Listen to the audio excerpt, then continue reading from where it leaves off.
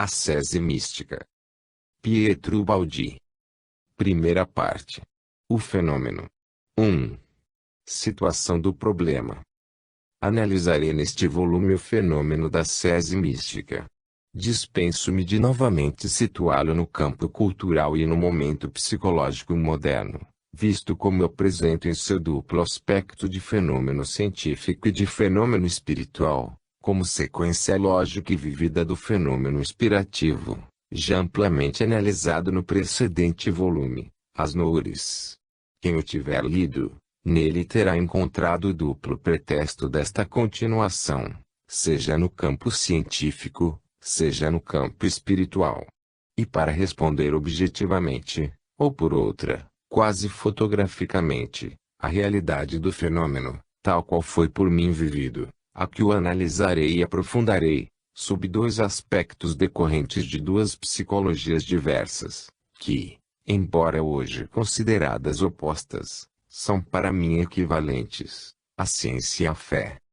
Servirá isto para demonstrar sua identidade substancial em todos os campos e, principalmente, em face deste tão discutido e controverso fenômeno místico, servirá igualmente para evidenciar que já devem ser tidos por superados certos antagonismos ultimamente tão agudos e transformados em sementes de dolorosas cisões da unidade do pensamento e da fé.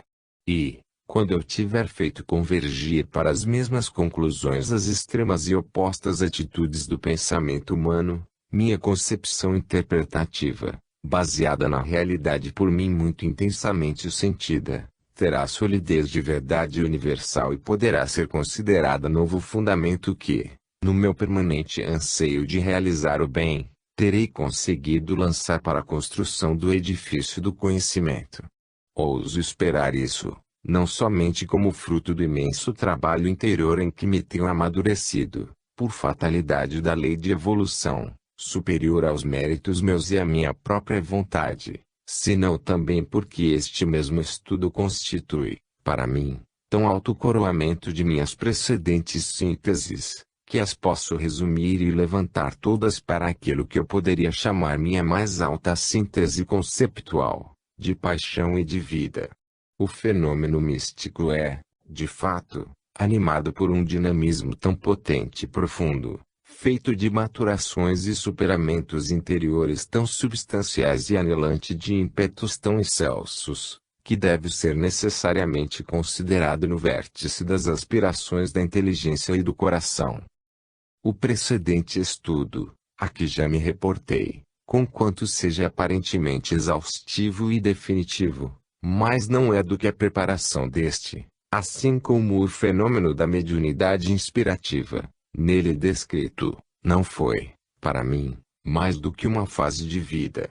Nesta nova fase, parecem levantar-se, como num turbilhão, todas as potências da alma humana, e eu, através de minha exposição, guiarei o leitor, que me seguiu até aqui, ainda além da sensação viva da vertigem arrebatadora que me tem golpeado nos meus estados supranormais de visão e de êxtase. Afirmei que isso é continuação de precedentes fases do fenômeno, razão pela qual neste escrito devo referir-me necessariamente ao volume em que estas são descritas. Declarei que se trata de fenômenos por mim vividos, pelo que sou compelido a falar ainda de mim. Se isso é deselegante, é todavia garantia de objetividade, porque minha análise toca, também aqui, assim como nas fases já examinadas, uma realidade que, embora interior, me é perfeitamente acessível. Conquanto pessoal e objetiva, dela pude abstrair-me nitidamente, submetendo-a a estudo metódico, analítico e científico. Somente numa segunda parte o fenômeno místico é apresentado em seu aspecto espiritual, religioso e ideal, tal qual o foi, de modo quase sempre exclusivo. Ele se distingue, pois, dessa comum nomenclatura, vaga e imprecisa, e é definido em suas linhas fundamentais de fenômeno de evolução biológica, levado até o campo do mais alto psiquismo. Encarado assim, sob a forma de caso vivido, o fenômeno, conquanto pareça circunscrito ao subjetivismo de minha consciência individual, apresenta-se, sem dúvida, não somente na solidez de uma realidade experimental, senão também nos limites de uma verdade universal, porquanto eu concebo e encaro, em concordância com minha orientação filosófica e científica, constantemente seguida, como fase da humana e normal evolução biológica, embora seja aqui continuada e projetada até os superiores níveis da ascensão espiritual. Verdades, pois, universais estas de que trataremos, linhas fundamentais do desenvolvimento fenomênico, que é a lei das coisas, realidade objetiva situada além do relativo, no absoluto, realidade profundamente humana, tecida de lutas, de dores e de conquistas.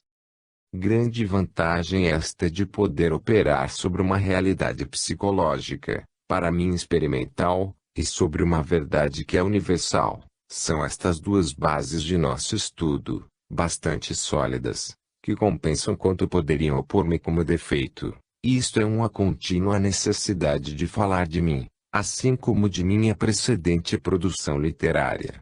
A esta devo, contudo, indispensavelmente reportar-me, porquanto dela resultam as primeiras fases da maturação do fenômeno espiritual por mim vivido. É imprescindível, para compreendê-lo no caso concreto em que o analiso e apresento, recorrer, como preparação e explicação, ao meu passado, que o contém, em germe, e do qual ele se desenvolveu. Não saberia estabelecer diversamente os termos deste estudo, até porque somente quem tem experimentado determinadas sensações e emoções possui a palavra suficientemente vibrante para exprimir o inefável. Perdoem-me semelhante ostentação, forçoso como é reconhecer quanto ela é inevitável. Perdoem-me se ela parece chegar até uma confissão desapredada de todo o meu ser, até a intimidade mais recôndita, confissão que proporcionará ao leitor aquela mesma sensação que provo, feita de sacrifício e de holocausto, ao invés de vão exibicionismo. Doação de mim mesmo, para o conhecimento e solução dos mais árduos problemas da ciência e da fé, implícitos no espírito, problemas do mundo, não somente em sentido evolutivo, mas também histórico, porque místicos sempre os houve, em todos os tempos e em todos os países. A ressonância que minha alma encontra na de tantos místicos e aquela que a deles encontra na minha, a comunhão de fé, de experiências e de metas espirituais, a universalidade histórica de fatos e fenômenos vividos ampliam meu pobre caso para além dos limites de um subjetivismo que, evidentemente, já não se acha circunscrito em mim, mas transborda para além das fronteiras de minha personalidade. Espero haver, assim, justificado a posição em que situo o problema místico, que aqui se compensa com dois sólidos pontos de apoio e, todavia, dois pontos de relativa debilidade. 2. Evolução da mediunidade. Coloco, assim, o fenômeno místico na sequência evolutiva do fenômeno inspirativo. Precisemos, pois, com maior exatidão. Em meu livro precedente, classifiquei em várias fases a mediunidade que tenho considerado um fenômeno em evolução, momento e expoente da maior evolução biológica humana, a qual, superadas as formas orgânicas, se aventura hoje, desmaterializando-se progressivamente, nas formas psíquicas. Aqui não demonstro, mas apenas relembro esta evolução biológico-psíquica, alhures já por mim exaustivamente tratada. Em seu primeiro nível inferior, o fenômeno mediúnico manifesta-se em forma física, de efeitos materiais. Em plano mais alto, aparece uma mediunidade superior, mais evolvida, de efeitos mentais. Formas demasiado conhecidas, para que nelas eu insista. Se, em seu primeiro nível, a mediunidade intelectual é simples mediunidade passiva e inconsciente, em que vontade e consciência do médium se afastam do fenômeno, como elementos estranhos e inúteis, chegando por evolução a nível mais elevado, transforma-se em sentido ativo e consciente, no qual, Como tenho demonstrado, a consciência do médium está desperta e do qual é parte integrante. Em verdade, ocupei-me longamente dessa mediunidade inspirativa, isto é, mediunidade intelectual ativa e consciente, limpidamente operante na viva personalidade do sujeito. Delineei a lei de ressonância do fenômeno, pela qual, entre o centro de emanação, transmissor, individualizável como nouras ou correntes de pensamento, e a consciência desperta do médium, pode estabelecer-se, pela sintonia de vibrações, uma comunicação, que é base da recepção inspirativa. E, neste ponto, havia-me detido, porque ontem este constituiu o último termo de minha realização, mas, já não é hoje. Aquelas afirmações continham, porém, as razões para esta continuação. A mediunidade inspirativa já é imensamente superior à comum mediunidade passiva e inconsciente, porque vem a ser ativa e tende a fixar-se na personalidade do médium, como sua normal emanação. Mas, não pode o fenômeno interromper aqui o seu desenvolvimento. Certo, ele nos levará para atitudes vertiginosas, sobretudo para a ciência que não está acostumada a tratar de fenômenos cuja progressão evolutiva os leva a uma normal desmaterialização, que os subtrai à comum percepção sensória e psíquica, progressão que os leva a desvanecer-se aparentemente num mundo que, por imponderável, é contestado pela ciência. Mas, esta não constitui razão bastante para que eu deva deter-me, máxime quando em mim encontro o guia de uma experiência vivida.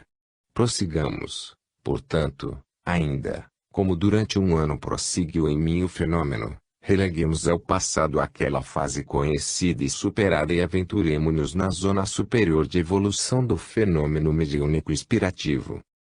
Temos visto que os termos do fenômeno inspirativo, à semelhança de uma transmissão-recepção radiofônica, representam o centro emanador e a consciência do médium, receptora e registradora.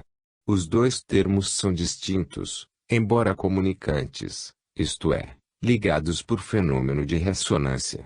A captação nourica baseia-se nesse princípio, ou seja, no estado de sintonia ou harmonização vibratória, que se alcança mediante duas recíprocas aproximações. Primeiro, a entrada na fase de superconsciência por parte do eu do médium que se põe em tensão, em outros termos deslocamento ascensional de seu centro, ao longo da escala evolutiva das dimensões, até a mais alta fase psíquica e superconsciência. Segundo, descida ao longo da mesma escala evolutiva, isto é, involução de dimensão conceptual por parte do centro emanador e de sua irradiação, de modo que, através de recíproca propensão de um para outro, seja possível o encontro e o amplexo dos dois termos. Tendem essas faculdades mediante contínuo exercícios estabilizar-se, desde a zona instável de fadiga e de conquista, até a zona de assimilação, completada na personalidade do médium, isto é, até a zona de instinto e qualidade normal, automatismo. Forma-se um hábito da consciência, através da respiração sutil nas zonas rarefeitas dessa estratosfera do pensamento. A aproximação dos dois termos tende assim a tornar-se cada vez mais estreita, mais constante, mais normal. Com o andar do tempo, a sintonização vibratória estabiliza, por constante repetição, aquele estado de afinidade entre transmissor e receptor, que é simpatia e atração, estado reconhecidamente básico, sobre o qual tanto insisti no estudo do fenômeno da recepção nourica. Evidente é o resultado deste processo. Contém ele um campo de forças convergentes para o mesmo ponto que deverá necessariamente ser tocado, ou antes, ou depois. A comunicação anormal do pensamento tornar-se-á na consciência do metafânico uma espécie de educação e, consequentemente, de hábito para viver em superior zona espiritual, onde tenderá a normalizar-se, em forma cada vez mais estável, o equilíbrio de seu novo peso específico psíquico. E a comunhão não lhe estabilizará somente as vias, mas dilatar-lhe as fronteiras, Se antes invadia somente as zonas da inteligência e era somente luz resplandecente, porém fria, inundara agora as zonas do coração e será também calor que inflama de paixão. Extremamente férvido de maturações é, pois o fenômeno intensamente ativo e ao alto na transfusão de forças para a transhumanização do ser. Tende pois para uma gradual, progressiva e total elevação, dissipara-se da consciência receptora, de todo o humano do sensitivo, com todos os seus recursos e potencialidades. Daí resultam como incêndio que reduz a cinzas o homem velho e o faz ressurgir em forma completamente nova, em que se apresentam totalmente renovadas a concepção, a orientação psicológica e a visão do fenômeno e de suas leis.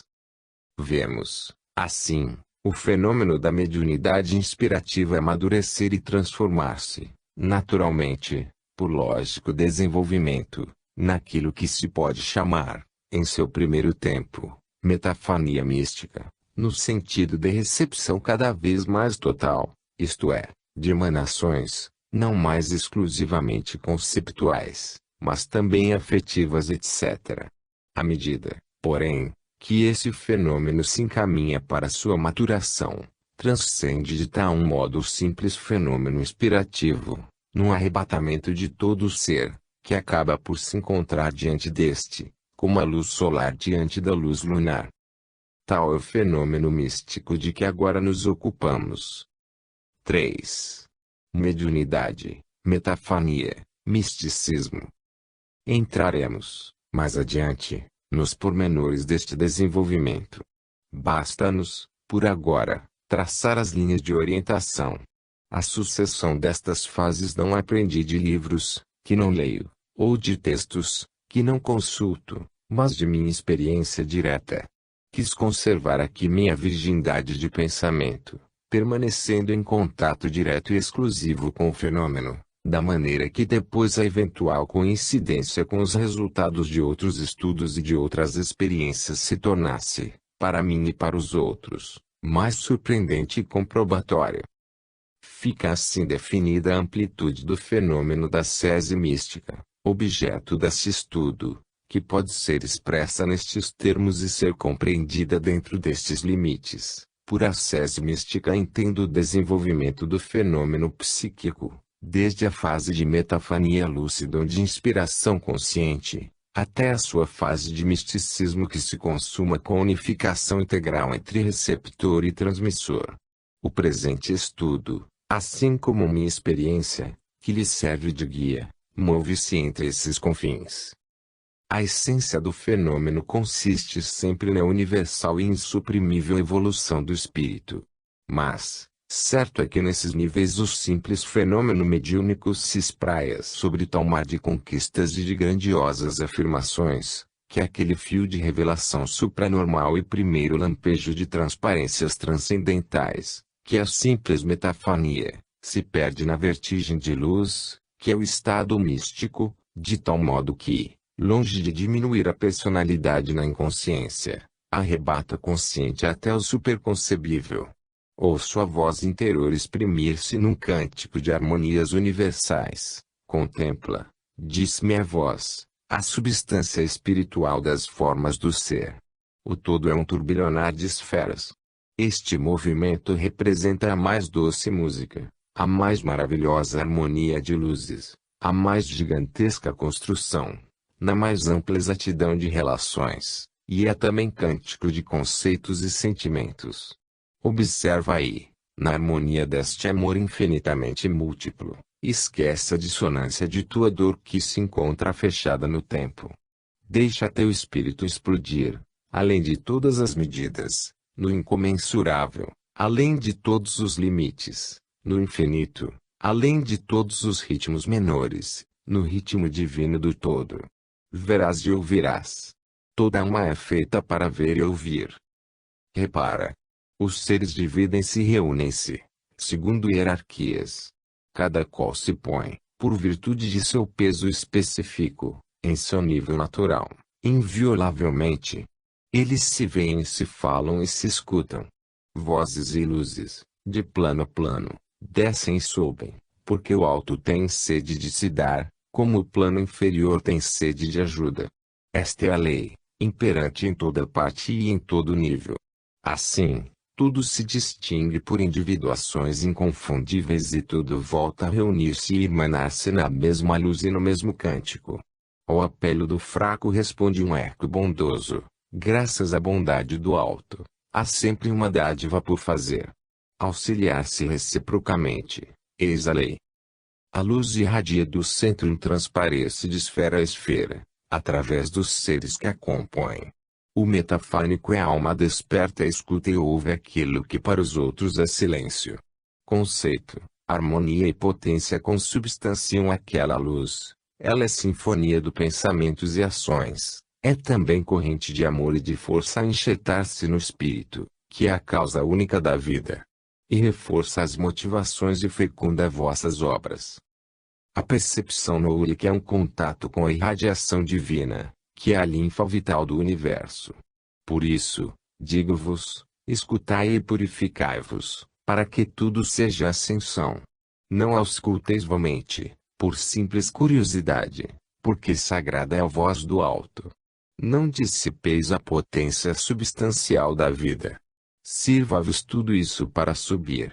Jamais atendais às tristes vozes dos planos inferiores, a não ser para ajudar a sofrer e a subir.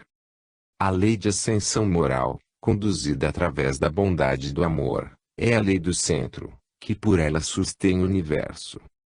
Relembro que as palavras de Goethe e Eckermann, nenhuma produção de ordem superior, nenhuma invenção jamais procedeu do homem, mas emanou de uma fonte ultraterrena. Portanto, o homem deveria considerá-la um dom inesperado do alto e aceitá-la com gratidão e veneração. Nestas circunstâncias, o homem é somente o instrumento de uma potência superior, semelhante a um vaso julgado digno de receber um conteúdo divino. Sentiremos, depois, mais de perto, o incêndio daquelas sublimações de espírito, pelas quais se passa da fase de inspiração consciente à de unificação mística. Mas é necessário, antes, compreender e explicar racional e cientificamente o fenômeno. Antes de abandonar-se ao impetuoso lirismo da visão, é necessário seguir o fenômeno em cada uma de suas manifestações, aprendê-lo, em sua realidade nua, com as tenazes do analista. Cumpre, antes de tudo, dar completa satisfação à razão. Na evolução do fenômeno mediúnico, do plano físico ao plano psíquico inconsciente, depois consciente, até a unificação mística com a fonte, e nota fundamental a progressão de consciência, de intervenção da vontade e, ao mesmo tempo, de desmaterialização. E nela se encontra uma progressiva conquista do fator moral, uma ascendente realização de acrisolamento espiritual, uma transformação em peso específico, cada vez mais livre e mais leve. Todo o vasto fenômeno da evolução da mediunidade se conjuga, assim, em suas zonas de desenvolvimento, através de características constantes. Enquanto a mediunidade de efeitos físicos se move prevalentemente por força de causas barônicas e com técnica ectoplasmática, e a mediunidade intelectual inconsciente pode abrir-se por todas as portas e fazer-se órgão de recepção de todo pensamento, desde o mais nobre até o mais vil. Assistimos aqui a um processo de progressiva purificação do fenômeno e do médium.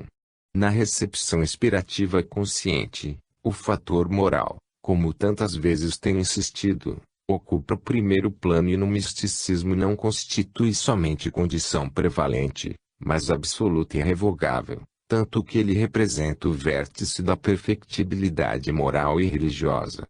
O fenômeno transborda, pois, em suas mais altas maturações, além dos limites das possibilidades e da competência da ciência, no campo da fé e da religião. Para mim, todavia, não existe antagonismo, a não ser de relatividade de perspectivas e de unilateralidade de pontos de vista. Devemos, contudo, elevar a ciência ao nível da fé e empreender, sem transviar-nos, a penetração nos domínios do supersensório. É chegada a hora de estes antagonismos entre ciência e fé, hoje destituídos de sentido, porque filhos de visões unilaterais e de momentos históricos superados, caírem para sempre, relegados ao passado, assim como caem todas as coisas superadas. O fenômeno místico deixa assim para trás, na via das ascensões humanas, os fenômenos mediúnicos e, conquanto se origine destes, é de se ver que destes se liberta completamente. Ingressamos, assim, em um campo supermediúnico, resultante, embora, do mediúnico. Chegamos às superiores fases, a que ascende o fenômeno e nas quais ele se intensifica e liberta, e ingressamos nesta zona, que é de suprema purificação. Ainda não pude elevar a níveis mais altos, hoje pelo menos, minha capacidade de penetração. Parece-me haver tocado o vértice de minhas possibilidades e do meu sonho de realizações humanas. 4. A catarse mística e o problema do conhecimento. O fenômeno místico pode ser também concebido, na mais ampla acepção, qual momento das ascensões espirituais humanas. Inclui, pois, o problema do conhecimento e pode ser considerado, como o considero, uma verdadeira técnica do pensamento e método particular de indagação, de superlativo rendimento. Alhures, já insisti nestes conceitos, quando do estudo do fenômeno inspirativo. Prosseguindo a análise do mesmo fenômeno, em suas fases superiores, é natural que aqueles conceitos também encontrem aqui seu ulterior desenvolvimento. E a evolução do espírito que traça e supera os limites do conhecimento, que diversamente o situa no seu progredir, até o ponto em que a unificação com a fonte de emanação, que encontramos no vértice do fenômeno místico, se torna também unificação dos divergentes aspectos, sob que se contempla o relativo, numa única verdade humanamente absoluta.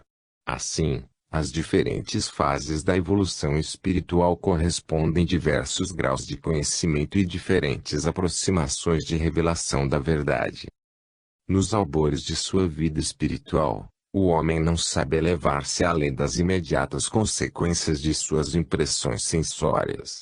Seu julgamento detém-se, pois, na superfície dos fenômenos, limitando-se a uma interpretação empírica e desconexa, pura projeção, no cosmo, das reações de seu pequeno mundo interior. Em mais avançado momento, a consciência, mais amadurecida, qual tem acontecido até hoje, no seio da civilização, quer dar-se conta do valor das próprias reações, procura e exige uma verdade menos aparente e mais substancial e vai ao encontro dos fenômenos, não mais exclusivamente com a fantasia do primitivo, mas com o olhar objetivo do observador. Tem, assim, aprendido a catalogar fatos, coordená-los segundo planos hipotéticos, e tenta compenetrar-se da lógica e fixar a lei de progressão dos fenômenos, para chegar a estabelecer gradualmente os princípios, cada vez mais abstratos e gerais, que regem o funcionamento orgânico do universo. Tal é a presente fase científica. O homem moderno sente, justamente, a sua superioridade diante do homem supersticioso, que se impressiona antes de saber observar, e sente-se orgulhoso de não se deixar invadir por vãos temores, diante de fenômenos cuja causa pode surpreender com seu poder de análise. E isto já é muito. O homem tem conseguido a racionalidade, esta potência arquitetônica, que permite as construções ideológicas. Ele é poder de escolha e de coordenação, é visão de relações de unificação, é indução, dedução, sistematização, que guiam para a reconstrução do pensamento originário da criação. A ciência tem recolhido todas as pedrinhas do grande mosaico, tem procurado reconstruir o grandioso painel, sem todavia lograr outra coisa que delinear alguma figura. Mas, ai de mim, longo é o caminho, extremamente prolixo é o método, tanto que pode ser considerado inadequado à consecução da síntese máxima. Evidencia-se, Descartes, a inépcia da ciência, consequentemente uma fundamental questão de método. Este, tal qual é concebido, nada mais pode ser que um eterno caminhar, incapaz de síntese. Da maturação evolutiva da consciência humana decorre, porém, uma fundamental mutação. Sinto por experiência pessoal, por observação de tipos históricos do movimento das leis biológicas, a verdade desta afirmação. O fenômeno da catarse mística representa uma tão completa elevação da consciência, que se lhe escancaram as vias do conhecimento. Este é um importante aspecto do fenômeno místico, que aqui estamos estudando. Antes de lhe enfrentarmos os maiores aspectos psicológicos, éticos e religiosos, examinemo-lhe o científico e gnoseológico. Os 3 graus do conhecimento, isto é, a fase sensória, a fase racional analítica e a fase intuitivo-sintética, correspondem aos 3 tipos de homem e de consciência por mim descritos na outra obra, a saber, o homem vegetativo, físico, sensório, de ideação concreta, movido pelos instintos primordiais da vida, o homem racional, submetido à educação, psíquico, nervoso, utilitário, enfim, o super-homem, dono de si, das forças da vida, do conhecimento. O fenômeno da sese mística representa a maturação biológica deste novo tipo de homem. Acontece agora, neste momento da evolução humana, uma renovação tal da consciência que seus efeitos são incalculáveis no campo psicológico e merecem, pois, particular exame. Trata-se de nova e autêntica técnica de pensamento, de completa reconstrução dos métodos de pesquisa e de orientação científicas. Devo, por isso, retornar a esses conceitos, já precedentemente esboçados, para aqui levá-los mais além, na continuação lógica de seu desenvolvimento. Devo retornar a eles porque, se naqueles escritos o método da intuição começa a revelar-se na fase de mediunidade inspirativa consciente, aquele se manifesta plenamente, na fase mística que lhe constitui a continuação. Neste nível de evolução, completa é a maturação daquele método, cujo rendimento se nos apresenta com plena eficiência. V. Objetivismo e subjetivismo. Ao enfrentar o problema gnoseológico, partimos de princípios decisivamente novos no pensamento moderno. O conhecimento, creio, não se alcança com os métodos chamados objetivos de projeção para o exterior, mecânicos, iguais para todos e acessíveis a todos, mas por métodos subjetivos, de introspecção, peculiares somente a determinados tipos de superconsciência. Creio que os limites do conhecimento sejam dados e medidos prevalentemente segundo o grau atingido pela consciência humana na escala da evolução psíquica, o que quer dizer que a amplitude do campo fenomênico dominado é condicionada à extensão conseguida pelo eu, em sua evolução, que é a sua potenciação e dilatação. Eis porque o fenômeno místico, que é a fase superior de evolução do espírito, se apresenta conexo com o problema do conhecimento e coincide com sua solução. Coloco-me, assim, como antípoda do Odier na forma mental adotada pela ciência, ao mesmo tempo que, sobrepondo-me à psicologia objetiva, elevo para os primeiros planos o subjetivismo. Indiquei, no princípio, o caráter subjetivo deste escrito, que é também o de toda a minha orientação psicológica. Poderão arguir-me de subjetivismo, qual se fora isso um defeito. A objeção, que pode ser global e insurgir-se contra a minha personalidade e o valor que atribuo ao método da intuição, parece grave, mas não o é. Como pode a ciência racional opor-me, como defeito, a arbitrariedade do subjetivismo e suas bases intuitivas, quando ela mesma se funda sobre bases axiomáticas, igualmente intuitivas e arbitrárias, porque ainda passíveis de demonstração? Os fundamentos daquele organismo conceptual, de que pode provir esta acusação, considerados embora absolutamente seguros, são axiomas gratuitos, de valor transitório e extremamente relativo.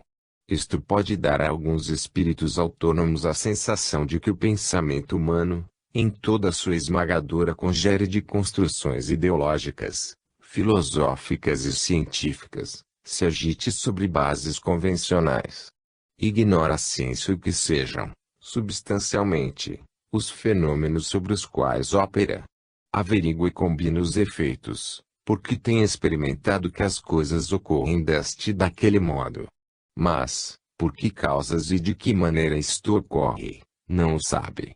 No campo abstrato, se penetrarmos até os bastidores desataviados da construção ideológica e pusermos a nu o jogo com que se tece e desenvolve a cadeia da silogização humana, verificaremos, subindo de concatenação para concatenação e de relação para relação, que se deve necessariamente chegar ao ponto fixo de partida, a pedra basilar de todo edifício. Ora, esse ponto fixo, que é precisamente o que rege a construção e por cuja falta toda ela se esboroa, é simplesmente um axioma do qual não se sabe dizer outra coisa além de que é assim porque é assim. Axioma cuja demonstração se reputa supérflua, pela simples razão de o declararem evidente, e enquanto, para a aceitação de um pormenor, se exigem 1000 provas, para a aceitação do princípio base nada se requer, somente porque ele já existe na qualidade de aceitação indiscutida na grande maioria humana. E então a garantia dessa verdade fundamental é confiada única e exclusivamente a um fundo de intuição coletiva que instintivamente apoia um mínimo de verdade. Instintivamente, isto é, além de todo o controle racional. Deixada à parte a ciência utilitária, a verdadeira ciência, abstrata, filosófica, matemática, de conteúdo conceptual, volve e revolve, reincide e apoia-se toda sobre rudimentos de intuição. Intuições mínimas, mas seguras, somente porque garantidas pelo estender-se a grande número de pessoas. Ou intuições maiores, de gênios, videntes insulados, posteriormente desenvolvidas, analítica e racionalmente, pela cadeia do raciocínio. Há, pois, nas raízes do pensamento moderno, uma zona daquela arbitrariedade daquela intuição que viria exatamente inclinar-me ao subjetivismo. O método da intuição consiste apenas numa extensão do mesmo sistema a todo desdobramento ideológico. Significa estender o mesmo contato intuitivo a todo desenvolvimento e manter-se constantemente no sistema axiomático, sem pedir apoio racional. Se o axioma é o contato intuitivo com o absoluto, estendo esse contato e o torno contínuo e universal. Não condeno, pois, a ciência, considero-a, antes, centelha de pensamento, até onde não está demonstrado e onde não chega a sua atividade racional. Amplifico, antes, seus fundamentos num método que, embora acessível somente a quem, por evolução, ali chegou, é o único que verdadeiramente pode atingir o conhecimento. O método da intuição não é aceito pela ciência positiva moderna, porque é anti-objetivo. Não é aceito porque, enquanto o mundo fenomênico, segundo o método da observação e da experimentação, e aproximadamente igual para todos e é suscetível de ser entendido e construído, o método intuitivo, sendo extremamente pessoal e subjetivo, não possui força para subir e elevar-se à altura maior do que a de uma interpretação pessoal. Existe aí uma ideia preconcebida e esta consiste em números, isto é, em admitir que a extensão numérica do juízo seja a garantia de verdade. Dá-me isto a ideia de cegos que se dão a mão para guiar-se reciprocamente. Ora, o resultado da observação exterior é, se não total, pelo menos parcialmente igual para todos, somente porque é exterior, ou por outra, é conjugado à forma mais simples de percepção sensória, a mais rudimentar e também a mais difusa e fundamental no mundo biológico. O valor da objetividade apoia-se, portanto, somente na extensão de uma identidade de juízo, que é, por sua vez, filha de uma identidade de construção fisiológica, nervosa e psíquica. A objetividade, então, revela-se tanto mais evidente, quanto mais depende da estruturação sensória mais primitiva. Qual é primeiramente o tato? Sabemos quão ilusória é esta indiscutível realidade sensória em face da constituição cinética da matéria, e depois a vista, o ouvido etc. Eu estaria em dizer que é função direta da inferioridade do nível evolutivo, pois quanto mais evolve o ser, necessariamente tanto mais penetra, graças à lei de diferenciação, no subjetivismo. Ora, o método objetivo, embora apresente a vantagem de chegar a conclusões e interpretações mais universais, parece construído, por sua natureza, precisamente para permanecer aderente, sem poder superá-las, às aparências mais exteriores, às estruturas e interpretações fenomênicas mais rudimentares e superficiais. Esta unidade de juízo é vantagem aparente, porque nos deixa na superfície, tende a reconduzir-nos sempre para o relativo, o particular, e não constitui, absolutamente, unidade de orientações e de conclusões, universalidade de concepções que alcancem a substância das coisas. O objetivismo nasceu fatalmente sem asas. Efetivamente, a ciência odiana é incapaz de construir um sistema que contenha a explicação de todos os fenômenos e evidencie, por meio deles, o funcionamento da lei universal. O método objetivo é, em suma, a negação do método da penetração na profundeza e na substância das coisas. Parece-me quase um lastro que se detém embaixo e intercepta, automaticamente, as vias do conhecimento, capaz de resultados utilitários, mas impotente em face de resultados mais profundos. O valor da objetividade reside inteiramente nesse consenso humano que certamente não contém a chave do absoluto, nem pode ser tomado como medida das coisas. O verdadeiro consenso pode consistir apenas na voz dos fenômenos, que somente o subjetivismo intuitivo sabe ouvir e fazer ouvir, fazendo-a emergir do silêncio do mistério. Não pode deixar de nascer, no ânimo de quantos hajam ouvido esta voz, uma confiança em provas outras, que não são as dos sentidos e dos instrumentos, nem as fornecidas pela aceitação da normal psicologia humana. Mas, não é tudo. O método objetivo baseia-se totalmente sobre um erro fundamental de situação, que lhe impede a penetração conceptual dos fenômenos. Esse erro consiste na distinção entre o eu e o não eu, entre o sujeito e o objeto, entre a consciência e o mundo exterior.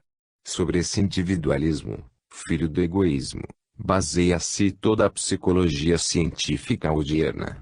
Ora, faz-se mister admitir que as duras necessidades da psicologia de luta, que a vida impõe não podem ser definitivamente superadas. Enquanto no método intuitivo, a consciência, fazendo-se humilde, mas sensível, logra transportar-se, por vias interiores, do seu íntimo à íntima essência dos fenômenos. Com o método objetivo, a consciência, permanecendo autônoma e volitiva, suprime sua sensibilidade e sufoca a voz dos fenômenos, choca-se contra eles, sem neles penetrar, detendo-se à sua superfície, por forma que não toca senão aparências e ilusões. O pensamento de Deus, que está no íntimo das coisas, se retrai, se enfrentando com uma psicologia de dúvida e de violência, ao passo que se revela espontaneamente aos que se aproximam com amor e fé. Tal é a lei da vida. O objetivismo é, pois, filho de um preconceito, um fundamental instinto humano. Que valor terá ele quando transportado para a atmosfera rarefeita da concepção? É daí que procede essa orientação psicológica de destruição. A distinção entre o sujeito e objeto não é somente separatismo que distancia e cava insuperável abismo de incompreensão entre observador e fenômeno, mas, em rigor, é também antagonismo, porque a observação parte, precisamente, da negação e da dúvida e, como garantia de verdade, toma precisamente a desconfiança, opondo-se à confiança e à fé, isto é, assume-se uma atitude mental que fecha, a priori, todas as vias de comunicação. Com essa psicologia de agressão e negação, apenas se podem obter destruição conceptual e, diante do mistério, trevas e silêncio. Oposto é o método do subjetivismo e da intuição.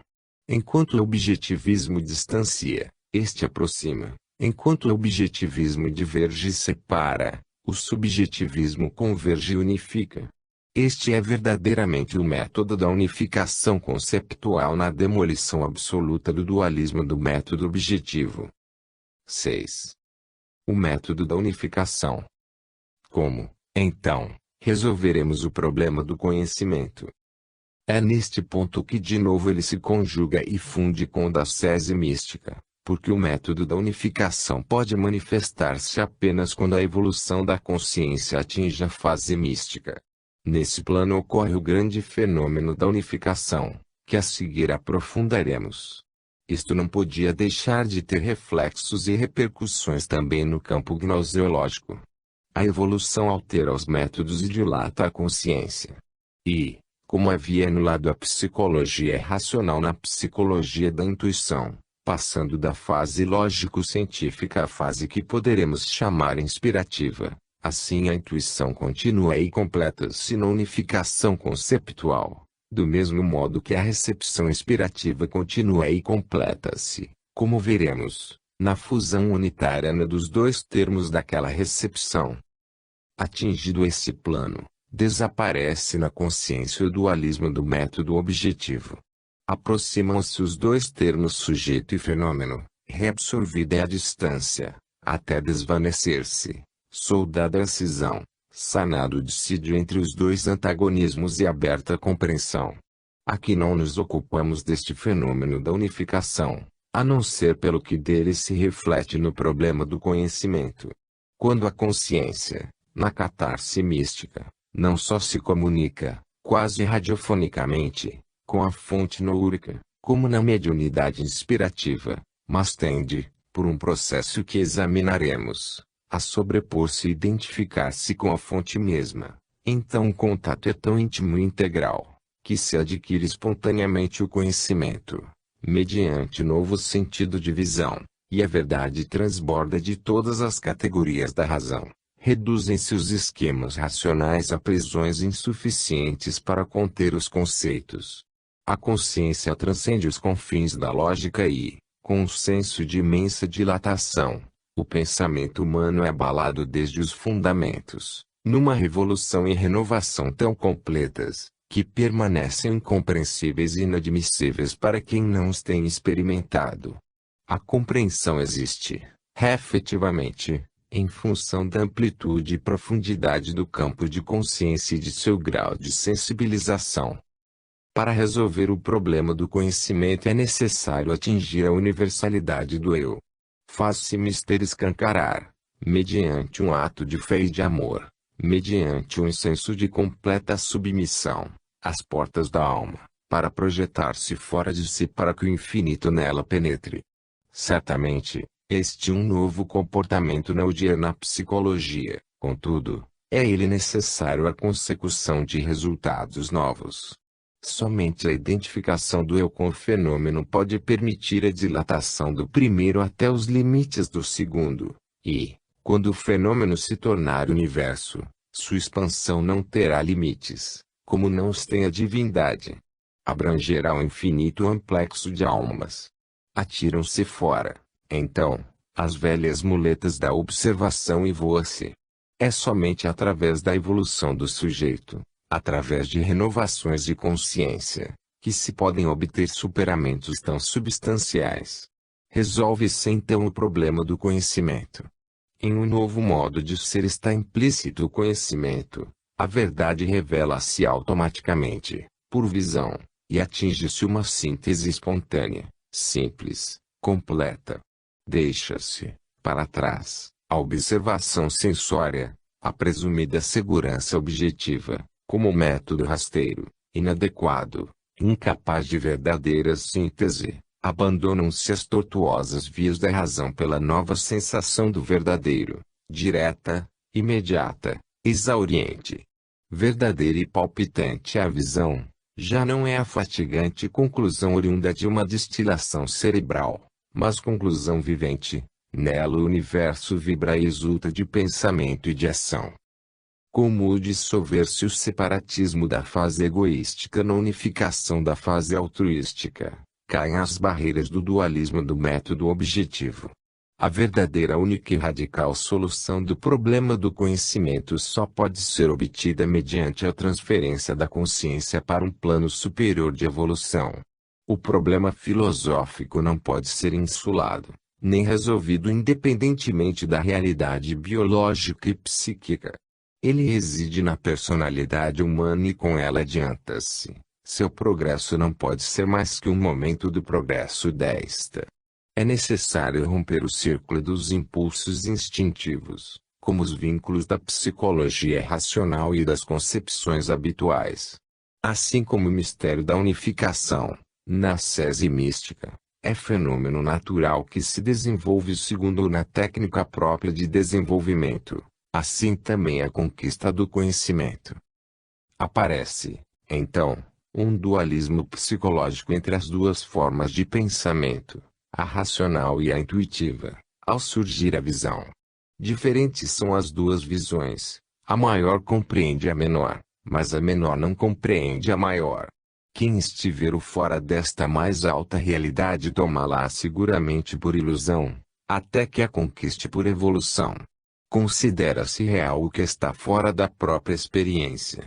Os dois olhares atingem profundidades diversas e, consequentemente, veem na mesma verdade aspectos diferentes.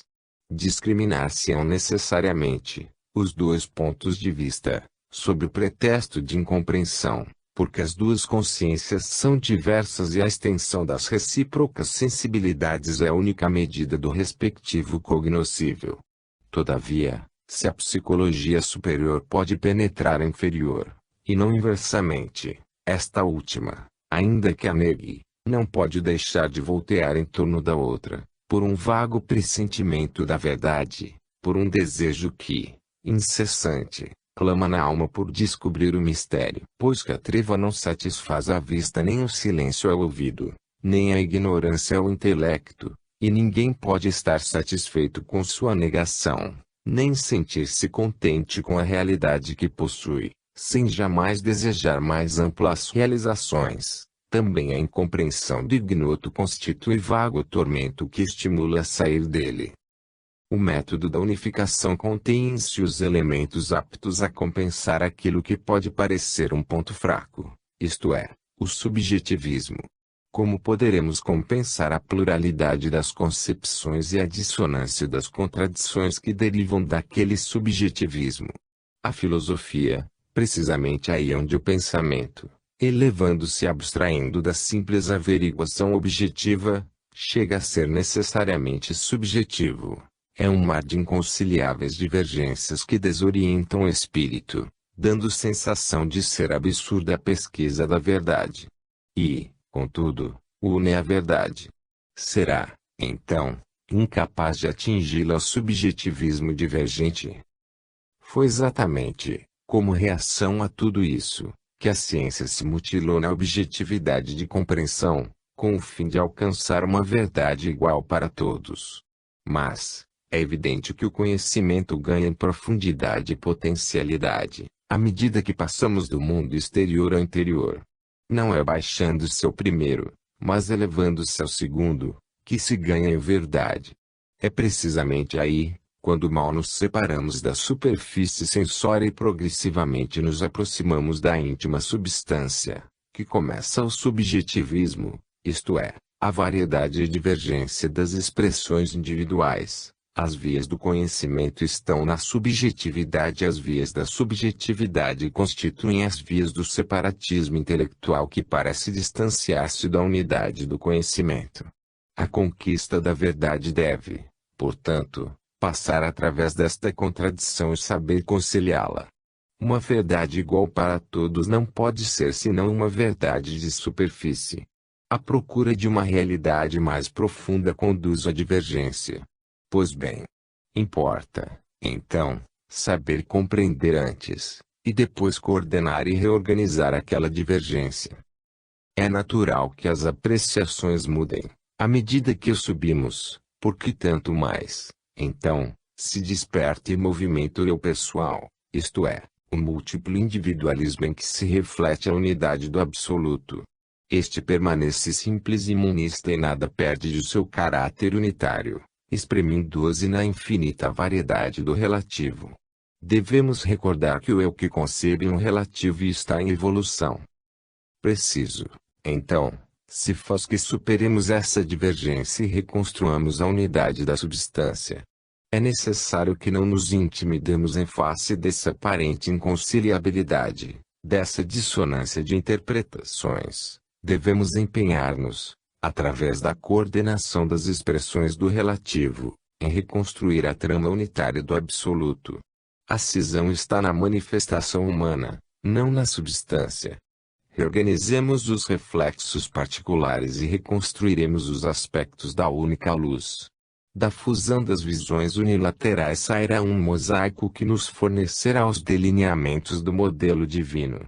E as variadas intuições do subjetivismo escalonar-se-ão, por amplitude e profundidade, as verdades relativas coordenar-se-ão, as menores atrás das maiores, até as mais compreensivas e mais puras, aquelas que mais tiverem podido avizinhar-se da substância e houverem conseguido torná-la de maior transparência. Serão consideradas como tantos jatos de luz, cada um dos quais representa o sinal de uma linguagem eterna e infinita, a palavra de um sermão divino. Serão consideradas sucessivas aproximações da alma humana, que ascende entre trevas e lutas ao longo do mesmo caminho da verdade, do relativo para o absoluto, da análise para a síntese, galgando, por seu próprio esforço, as vias da unificação.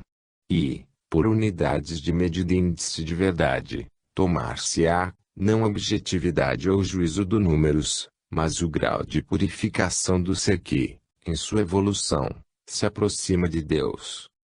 Deixe-se também florescer em mil formas o jardim da intuição.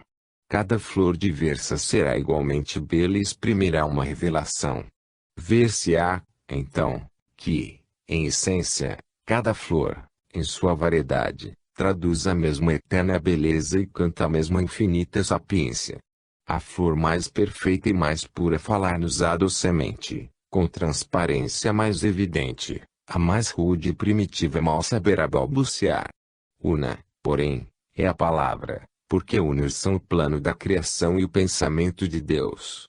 E, então, através da multiplicidade, bela, porque rica, do subjetivismo, espontaneamente se volverá a unidade, em que o separatismo de novo se unifica e o eu se funde no todo, sem se destruir, como colaborador que se deu a si mesmo para a reconstrução do grande edifício do conhecimento.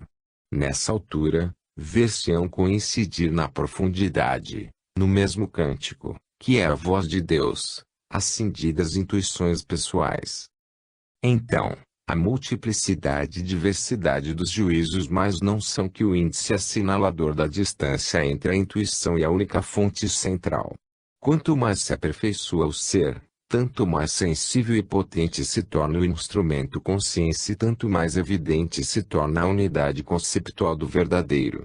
A dissonância das contradições é, pois, devido unicamente ao embaçamento do espelho refletor e é dada pelo grau de impureza do meio receptivo. As cisões nas conclusões indicam o grau de corrupção do pensamento e a distância que aquela cabe entre este e Deus.